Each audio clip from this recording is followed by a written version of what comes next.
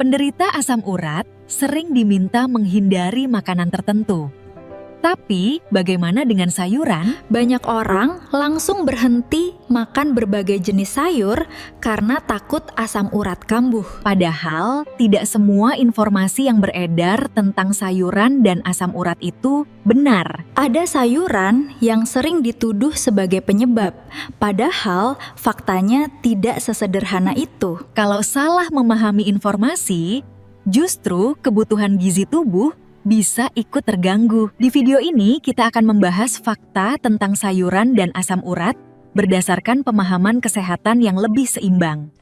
Assalamualaikum warahmatullahi wabarakatuh. Selamat datang kembali di Bahas Sehat bersama saya, Aisyah. Kalau Anda menyukai informasi kesehatan yang mudah dipahami dan bermanfaat untuk keluarga, jangan lupa subscribe sekarang agar tidak ketinggalan video terbaru dari Bahas Sehat.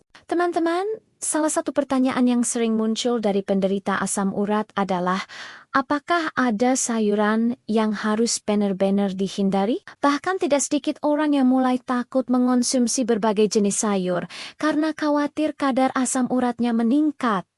Padahal, kenyataannya tidak sesederhana itu. Asam urat berkaitan dengan zat yang disebut purin. Beberapa makanan memang mengandung purin lebih tinggi dibanding makanan lainnya. Karena itu banyak orang berusaha membatasi makanan yang dianggap sebagai sumber purin. Namun, ketika berbicara tentang sayuran, penelitian selama bertahun-tahun menunjukkan bahwa hubungan antara sayuran dan asam urat tidak selalu sama dengan makanan. Tinggi purin dari sumber tertentu, seperti beberapa jenis jeroan. Sayuran tetap merupakan bagian penting dari pola makan sehat. Mereka mengandung serat, vitamin, mineral, dan berbagai zat gizi yang dibutuhkan tubuh. Karena itu menghilangkan banyak jenis sayuran tanpa alasan yang jelas justru dapat membuat pola makan menjadi kurang seimbang. Yang lebih penting adalah memperhatikan pola makan secara keseluruhan. Penderita asam urat biasanya dianjurkan untuk menjaga berat badan yang sehat, membatasi konsumsi makanan tertentu yang tinggi.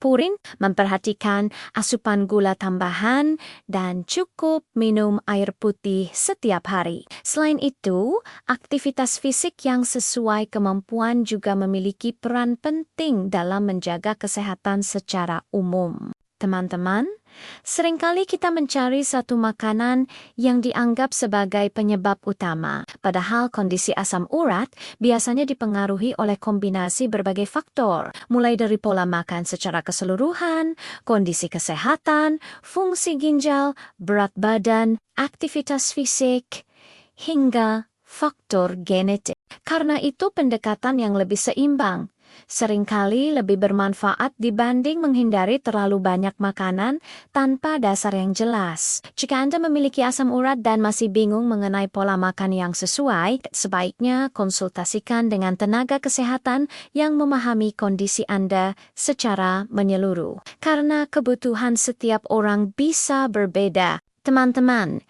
tujuan utama bukan hanya menurunkan risiko kekambuhan, tetapi juga memastikan tubuh tetap mendapatkan gizi yang cukup untuk menjalankan aktivitas sehari-hari. Jadi jangan mudah percaya pada informasi yang menyebut satu jenis sayur pasti menjadi penyebab utama asam urat tanpa melihat konteks yang lebih lengkap. Kalau Anda pernah mendapatkan pantangan makanan tertentu karena asam urat, tuliskan pengalaman Anda di kolom komentar. Dan jika video ini bermanfaat, jangan lupa bagikan kepada keluarga dan sahabat.